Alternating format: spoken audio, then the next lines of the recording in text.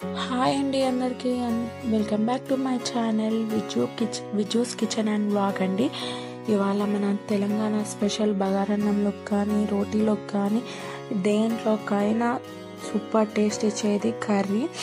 దానికి సైడ్ డిష్గా వాడుకోవచ్చు మనము మిర్చి కసాలానండి. నేను ముందుగా ఇది ఎలా చేయాలనేది నేను చేసి చూపిస్తున్నాను, తర్వాత మనం మాట్లాడుకుందాం ఫ్రెండ్స్. ఇప్పటికైతే ఒక ప్యాన్ తీసుకోండి. ప్యాన్లో మనం బజ్జీ మిరపకాయలు అంటాం కదండి, అవి చీల్చి వేసుకోవాలి. దాన్ని డీప్ ఫ్రై లాగా ఒక 1 టేబుల్ స్పూన్ ఆయిల్ వేసి దాన్ని ఫ్రై లాగా చేసుకొని కలర్ మారే వరకు ఉండనియాలి. సేమ్ అదే ప్యాన్లో అది తీసేసిన తర్వాత పక్కకు పెట్టేసుకోండి.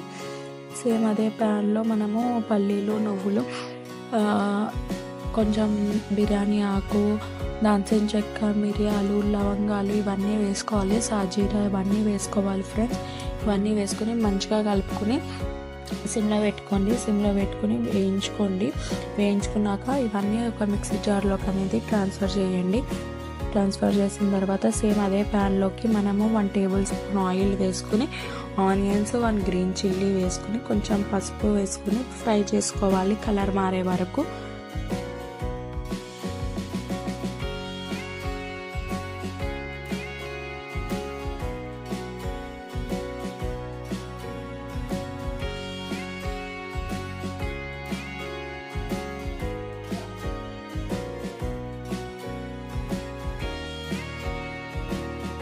ఇలా కలుపుకుంటూ చిటికెడు పసుపు వేసుకోండి కలర్ కోసం.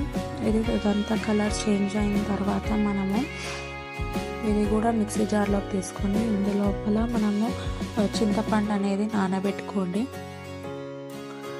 చింతపండు మనము మిక్సీ జార్లో అన్నీ వేసిన తర్వాత చల్లారినాక మనం మిక్సీ పట్టాలి. ఇదంతా కలర్ మారే వరకు ఉంచి మనము ఇదంతా మిక్సీ జార్లోకి షిఫ్ట్ చేసుకోవాలి.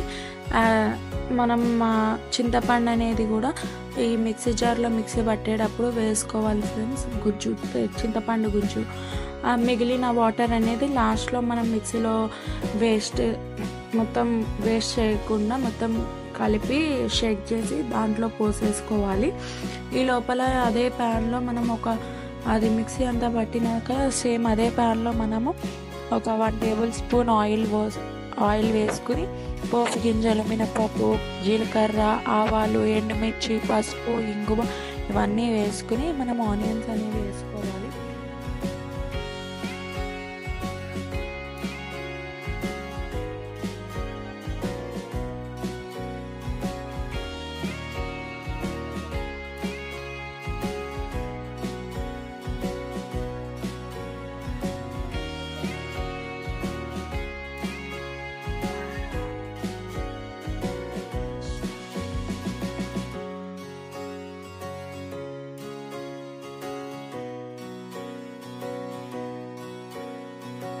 కొంచెం 1 టేబుల్ స్పూన్ అల్లం వెల్లుల్లి పేస్ట్ కూడా వేసుకోవాలి.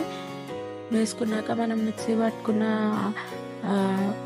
పేస్ట్ని దీంట్లో వేసుకుని ఆ మిక్సీ జార్లో వాటర్ అంతా చింతపండు రసం అంతా మిక్సీ జార్లో వేసి షేక్ చేసుకుని అదే మిక్సీ జార్లో వాటర్ మనం దీంట్లో వేసుకోవాలి. అప్పుడు కలుపుకోవడానికి ఈజీ అవుతుంది.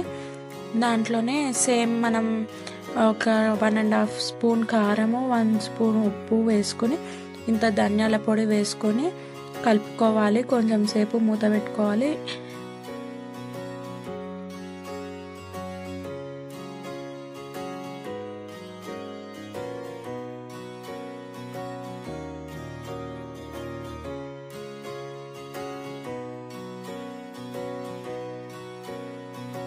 మంచిగా కలుపుకోవాలి. ఇది బాగా పచ్చి వాసన అంతా పోయే వరకు మనం ఉంచుకోవాలి అండి, లేకపోతే టేస్ట్ అనేది ఉండదు.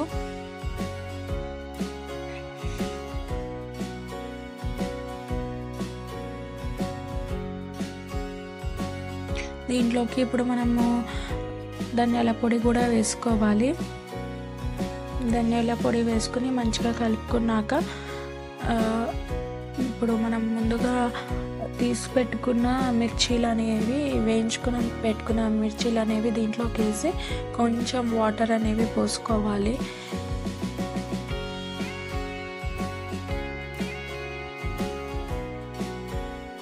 వాటర్ వేసుకొని కొత్తిమీర అనేది పైన వేసుకోవాలండి.